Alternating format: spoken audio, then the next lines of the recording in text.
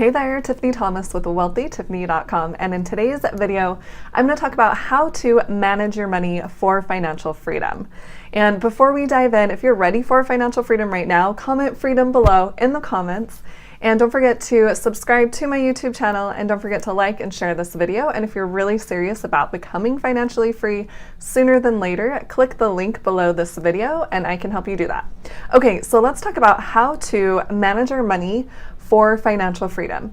And I'm sure if you guys have been watching my channel at all, you know I am all about achieving financial freedom at a young age. So I really want to help you do that. And that's why I wanted to do today's video, to kind of give you an overview on how to manage your money so that you can actually become financially free at a young age instead of in your 60s or 70s. So we are going to talk about the steps to manage your money. And the first thing that I want to talk about, so you have your necessities, your regular expenses. And you want this to be about 50% of your income. So the first part of our money management is going to necessities. So these are expenses like your rent, or if you have a mortgage payment,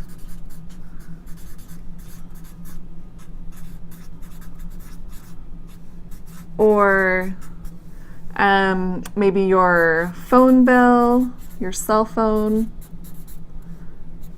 your groceries, grocery shopping, right? These are things that we need in order to live, essentially. So you're going to take about 50% of your income toward necessities. Whoa. And this can vary. This is just an overview to give you some type of idea to start managing your money to get to financial freedom. So as you go throughout your path toward financial freedom, these percentages are going to adjust, but I kind of want to just give you a starting point. So you'll take about 50% of your income and it will go toward your necessities. And then the second thing that you want to have your money go toward is to have an emergency fund. So number 2 is an emergency fund. And I've talked about this in a few other videos. The recommended amount for an emergency fund is, it can be 3 months worth of your expenses up to a year. So it could be 3 months, maybe 6 months, up to a year, depending on your comfort level. I personally like to keep this at a minimum because I know I can get access to cash other ways. So it just kind of depends on your comfort level, your preference. I'm just going to put 3 to 6 months because that is what is taught a lot. And this could be about 10% of your income going toward this.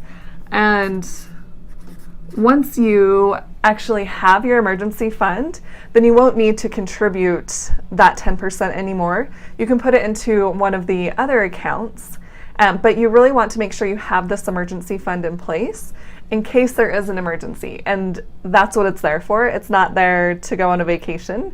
It's there if something happens, if your car breaks down and you need to replace an expensive part. That would be something you could use your emergency fund for. And once you do use some of your emergency fund, then you do want to replenish it. But if it's just sitting there, you don't want to continue to increase your emergency fund. You actually want to take that money and make it work for you. You want to put it in another area. And so talking about that, let's move to the third item, and this is your financial freedom fund.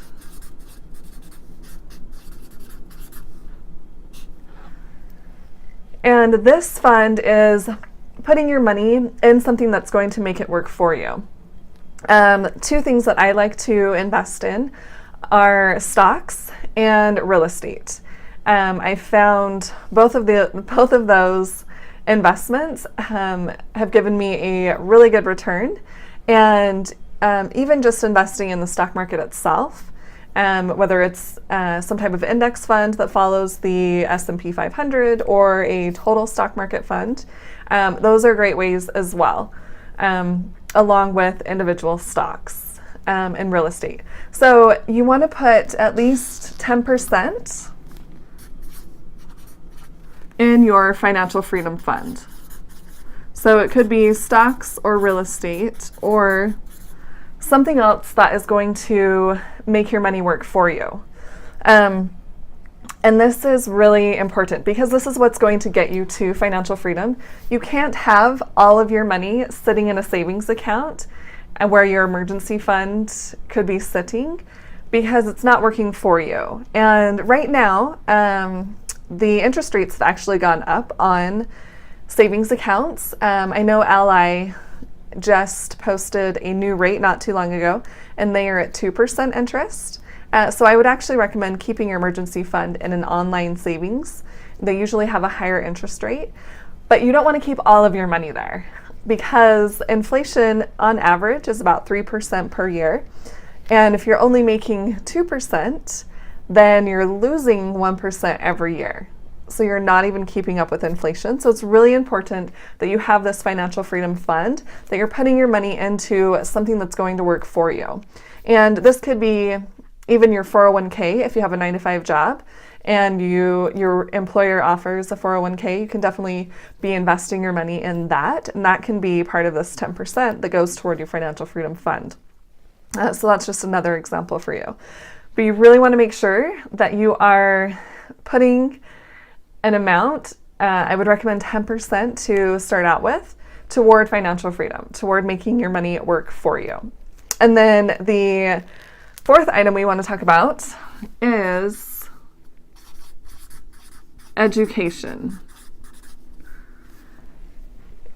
You are the best investment that you are going to make, investing in yourself.